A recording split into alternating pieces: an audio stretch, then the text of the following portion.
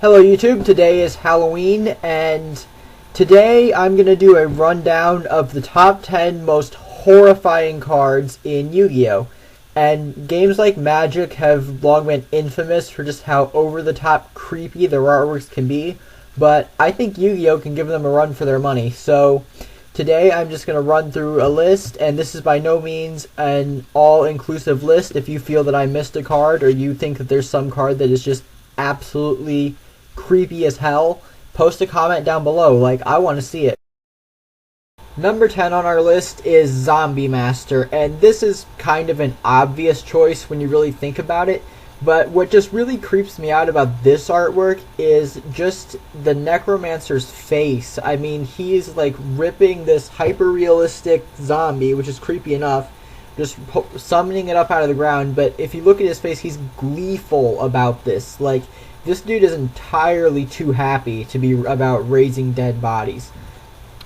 For number 9, we have another classic creepy Yu-Gi-Oh card, and that is Mystic Tomato. And I'm going to show you both the TCG and the OCG artwork, because both are kind of messed up. The OCG artwork, they say they changed it because it was too horrifying. And so to make it less horrifying, what did they do? They added a realistic human face, fangs, and this really creepy tongue sticking out thing. Like, making this thing more realistic and looking more like a person is not an improvement. That does not make it less horrifying. The story behind Mystic Tomato is that it's the ghost of a person who choked on a tomato. So that's just messed up. Like, why would you make it look more human-like to make it less horrifying? For number 8, I have a card that I don't think people generally think of as horrifying, but has just always creeped me out. Like, this is a really old card, so I had this when I was like 8 years old, and just looking at this card, you feel like you just like interrupted this guy's meal, and as he looks at you, you just feel like he's gonna eat you. Like, there's just a really creepy vibe. You walk in on this guy, he's like, how dare you interrupt my meal? And then you legitimately feel like you're gonna get eaten when you look at this card. For number 7, Dark Necrofear is another classic horrifying Yu-Gi-Oh card, and there's just so much about this card to creep a person out. Like, there's obviously the no ribs, no guts, like, it's a metal skeleton thing, but what always got me about this was the doll it's holding. Like, what is that supposed to represent? I mean, it's missing all its legs, one arm, and its head is broken open, and it's sitting here cradling this doll like it's a child. Like, it's a lost child, the spirit of a mother searching for the kid who was killed or lost?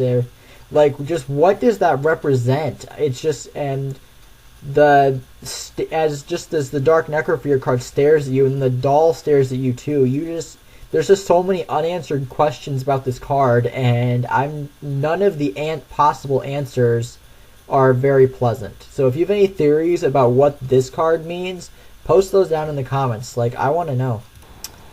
For number 6, Nightmare Wheel is another card that I think creeps everyone out on some level, and I'm going to show you both artworks of this. This is the first OCG artwork, which has a person strapped into it, and then the only change with the TCG artwork is that they made it a goblin instead of a person, which in my opinion somehow made it worse. I mean, the person is obviously has that like scream of terror thing, but it's just so much more exaggerated on the goblin, which you just feel this guy's pain. He's stuck here, he's being tortured, and that's just really, really creepy for a game like Yu-Gi-Oh! And of course, because the internet is the internet and someone had to do it, here's a picture of Dark Magician Girl stuck on the Nightmare Wheel. For number 5, I have Adhesion Trap Hole, and I don't know how everyone else reacts to these cards, but at least for me, almost all of the Trap Hole cards creep me out on some level, because I have a very significant fear of heights and falling. And in this one guy pretty clearly survived the fall, but it places so much emphasis on how he's struggling to get out, like he's trapped here. And in addition to that, you see these bones all around him, so you know this guy's not getting out. He's stuck here, and he's going to end up starving to death, or something's going to come out and eat him clean down to his bones, and that's just terrifying. Like, I feel very scared whenever I feel trapped, and they just place so much emphasis on just how trapped this guy is. For number 4, I picked Lava Golem, and I'm not sure how many people normally think of this card as horrifying, at least on the level of some of the others I've shown. But if you really look at the artwork and you see this guy stuck in the cage underneath the golem as well as the skeletons behind him, it just goes back to somewhat like Nightmare Wheel with just torture. And could you imagine being stuck in this cage that's hanging from the neck of this fearsome monster thing? Like, it's just a terrifying thought, and just how panicked and helpless you would feel hanging in being stuck in that cage makes this card. I think this card is very much worth its spot on the list.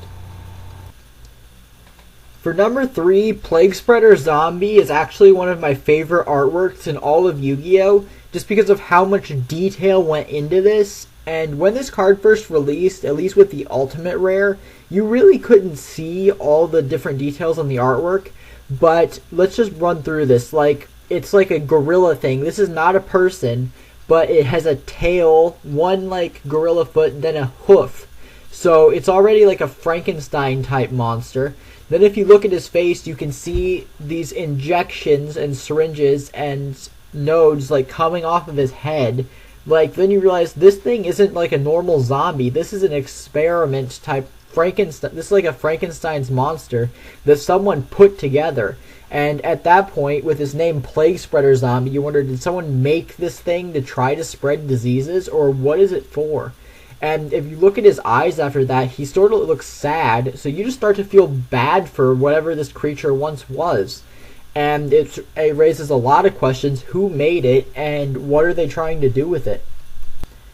At first, when I started making this video, I wasn't sure that I wanted to put Dark Snake Syndrome so high on this list, but the more I look at this card, the more I realize that there is no other place for it.